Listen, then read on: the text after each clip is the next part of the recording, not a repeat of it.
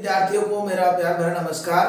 मैं दामोदर शर्मा जो कि आपके लिए नियमित रूप से विभिन्न प्रकार की शिक्षण सामग्री प्रेषित करता हूं, उसी श्रृंखला में आज का जो हमारा प्रकरण है वह है कक्षा 11 और 12 में चलने वाली जो संवाद सेतु पुस्तक है।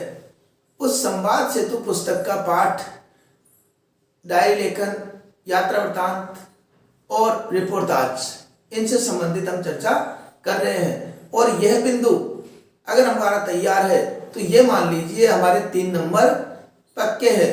तो इस बिंदु को निश्चित रूप से हमको तैयार करना चाहिए और ये बोर्ड पर जो लिखे हुए नोट्स है ये भी हमें अपनी कॉपी में उतारना चाहिए, क्योंकि ये निश्चित रूप से हमारे लिए बहुत उपयोगी सिद्ध होंगे।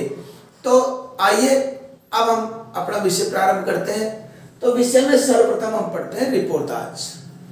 तो रिपोर्टाज जो शब्द है, ये रिपोर्टाज शब्द फ्रांसीसी भाषा का शब्द है। ये कौन सी भाषा का शब्द है?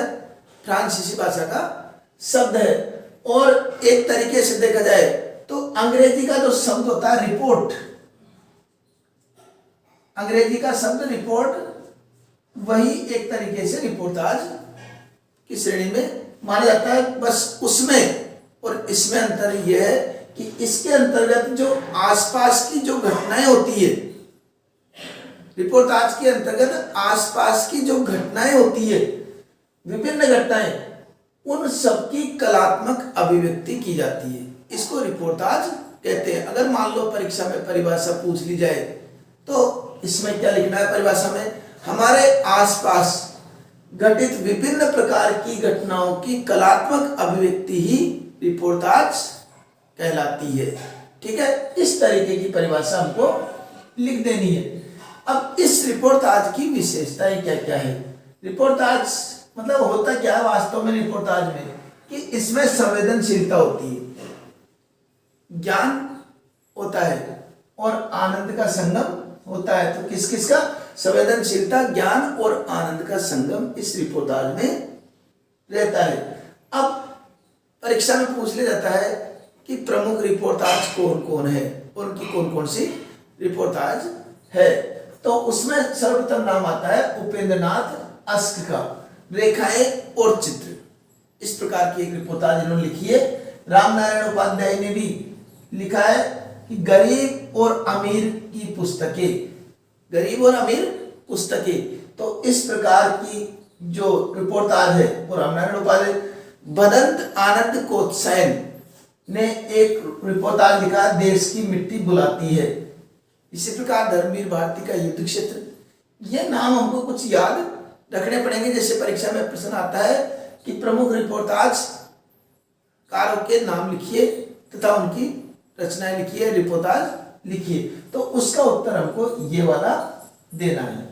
ठीक है, अब रिपोर्टाज होता क्या है, इसकी विशेषताएं क्या क्या होती है, ये भी हमारे लिए जानना बहुत आवश्यक है। देखो, रिपोर्टाज क्या है? एक स्वतंत्र गद्य विधा है, एक स्वतंत्र गद्य विधा है। इसमें तथ्यों के साथ साथ भाव प्रवणता भी प्रकट होती है। तथ्य तो प्रकट होते ही है, तथ्य मतलब सूचनाएं, वास्तविकताएं, ये तो प्रकट होती है। इसके साथ साथ उसमें भाव भी छिपा रहता है और इसका स्वरूप कलापूर्ण होता है। अगर देखा जाए बस रिपोर्ट में और इसमें अंतर यही है कि इसमें जो प्रस्तुतिकरण होता है वो कलापूर्ण होता है। ये जो भी व्यक्ति जिसको पढ़ता है उसकी हथतंत्री को जोर देता है, झंकृत कर देता है। तो इसी का स्वरूप क्या है? कलापूर्ण होता है। इसका मुख्य विषय वस्तु क्या होती है? घटनाएं होती है। इसकी मुख्य विषय वस्तु घटना होती है। कोई कोई घटना पर आधारित रिपोर्टाज रहते हैं। ऐसे नहीं नॉर्मल लिख दिया कुछ भी, कोई कोई घटना होगी, तथ्यात्मक घटना होगी, उसका कलात्मक प्रस्तुतिकरण ये रिपोर्टाज की श्रेणी में आता है। ये बाह्य स्वरूप की अभिव्यक्ति तो अधिक करता है और आंतरिक स्वरूप की अभिव्यक्ति कम करता है। बाह्य स्वरूप की अभिव्यक्ति क्या करता है? अधिक, और आंतरिक स्वरूप की अभिव्यक्ति कम करता है। मतलब बाह्य स्वरूप में तो सारी रिपोर्ट हमारे सामने आ जाएगी, आंतरिक स्वरूप हमारे सामने स्पष्ट होता है लेकिन इतना स्पष्ट नहीं हो पाता है। तो ये हमारा रिपोर्टाज, और इस प्रकार की बातों में से एक नंबर तो मान लो इसमें से ही आ सकता है। ठीक है, अब अगला बिंदु आता है डायरी लेखन। तो डायरी लेखन हम पढ़े, उसके पूर्व यदि कोई चैनल सब्सक्राइब करने से अभी भी वंचित हो तो चैनल सब्सक्राइब कर लीजिए, ताकि आने वाले भाग, क्योंकि अब परीक्षा नजदीक आ रही है और परीक्षा की नजदीकता को देखते हुए मैं कुछ महत्वपूर्ण जो परीक्षा उपयोगी टिप्स है या नोट्स है या उपयोगी प्रश्नोत्तर है, इनसे संबंधित भाग भी आपके समक्ष प्रेषित करूंगा। तो प्रारंभ करते हैं डायरी लेखन। अब डायरी होता क्या है? देखो, हमारे जीवन में डायरी लेखन से कोई भी अछूता नहीं है।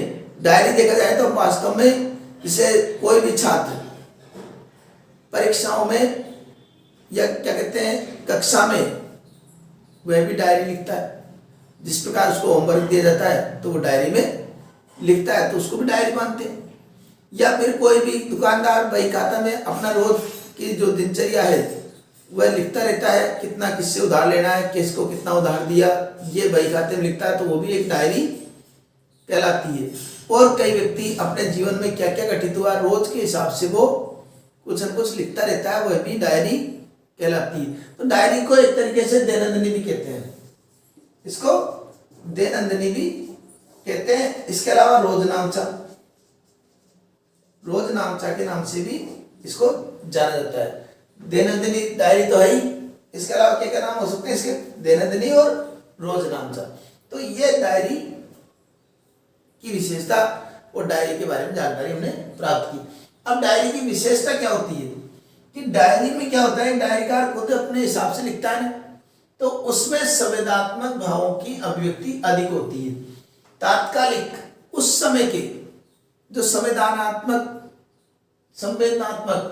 जो भाव होते हैं उनकी अभिव्यक्ति वह डायरी करती है। अगर परीक्षा में पूछा जाए डायरी लेखन की विशेषताएं तो हमको इस प्रकार लिखनी है।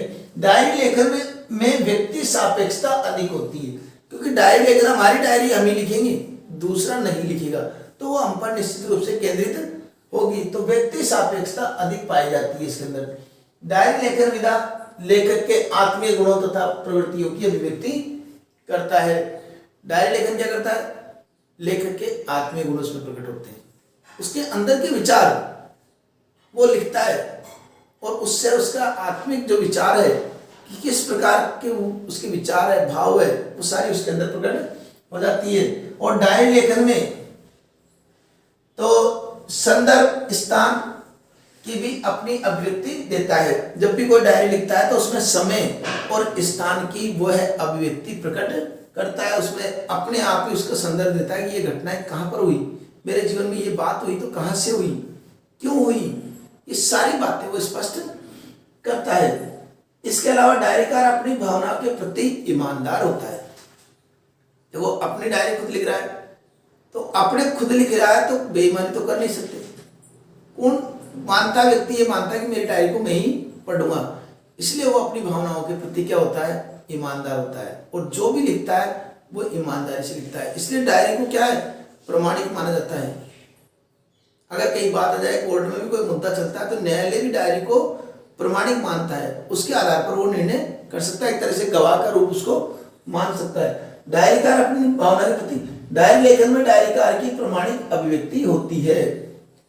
डायरीकार की डायरी में उसका देखा जाए तो प्रमाणिक अभिव्यक्ति, प्रमाणित, बिल्कुल उसमें कोई संशय होता ही नहीं है। डायरी लेखन में सभी लेखन विधियों का स्पर्श होता है। डायरी लेखन में एक और विशेष बात है, इस हिंदी की समस्त जो गद्य विधा है उन सारी विधाओं का इसमें विश्लेषण हो सकता है। अगर कोई व्यक्ति डायरी मतलब यात्रा पे गया कहीं तो यात्रा का वर्णन किया तो यात्रा वृत्तांत हो गया। किसी से अगर मिलता है, बात करता है, उसकी यादें वो लिखता है तो वो संस्मरण हो गया। अपने जीवन के बारे में कुछ लिखता है तो वो जीवनी हो गई। तो एक तरीके से देखा जाए तो गद्य की सारी विधाएं डायरी के अंतर्गत आ सकती है। ठीक है। अब डायरियों के प्रकार कितने होते हैं? तो डायरियों के प्रकार में एक तो व्यक्तिगत डायरी और एक वास्तविक डायरी और काल्पनिक डायरी और साहित्यिक डायरी है। ये चार भागों में इसको बांटा गया है। अगर परीक्षा में पूछ लिया जाए डायरी को कितने भागों में बांटा गया है तो चार भागों में बांटा गया है। ठीक है। तो ये डायरी के बारे में जानकारी, डायरी क्या होती है, डायरी की विशेषताएं क्या क्या है, ये सारी बातें हमने प्रकार इत्यादि सबका अध्ययन किया। अब बिंदु आता है यात्रा वृत्तांत। यात्रा वृत्तांत क्या होता है, बिंदु कौन सा आता है, यात्रा वृत्तांत। तो यात्रा वृत्तांत के अंतर्गत देखो हर कोई की ये यात्रा करना एक तरीके से नैसर्गिक प्रवृत्ति होती है। नैसर्गिक का मतलब प्राकृतिक स्वाभाविक प्रवृत्ति होती है। हर कोई चाहता है कि जीवन में उसकी जो है ये अगर एक जगह बैठा रहेगा तो जीवन में कहीं न कहीं निराशा आ जाएगी।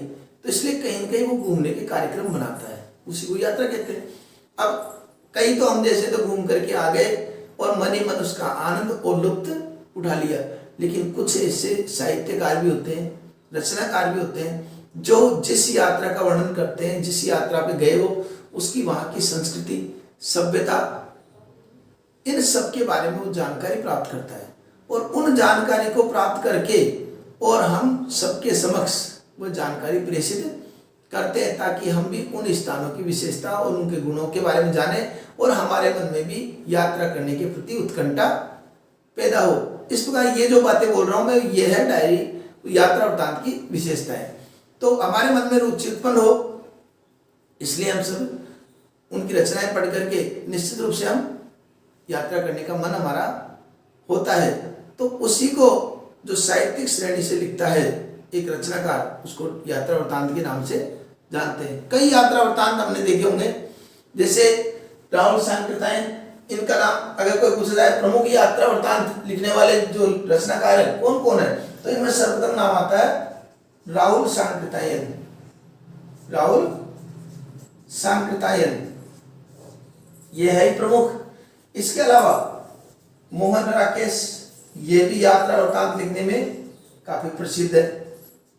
मोहन राकेश के अलावा श्रीधर पाठक, इसके अलावा भी कई जो रचनाकार है उन्होंने कई यात्रा वृत्तांत लिखे। उनमें अगर देखा जाए तो अज्ञेय जी ने भी लिखे हैं, अज्ञेय इन्होंने भी कई, और धर्मवीर भारती अगर ध्यान हो तो धर्मवीर भारती का ठेले पर हिमालय, ये पाठ हमने पढ़ा। मोहन राकेश का भी जैसे आखिरी चट्टान, इस तरह की रचना हमने पढ़ी है। तो ये यात्रा वृत्तांत के जो प्रमुख रचनाकार है इनका भी नाम हमको ध्यान रखना आवश्यक है। यात्रा वृत्तांत से आप क्या समझते हैं, क्या विशेषता है, ये बातें भी बताइए आपको, तो ये भी हमारे लिए जानना आवश्यक है। तो ये यात्रा वृत्तांत, रिपोर्टाज और डायरी लेखन, इसके साथ ही हमारी ये संवाद सेतु का जो पूरी पुस्तक है जो हमारे पाठ्यक्रम में आने वाली है वह पूर्ण हो चुकी है।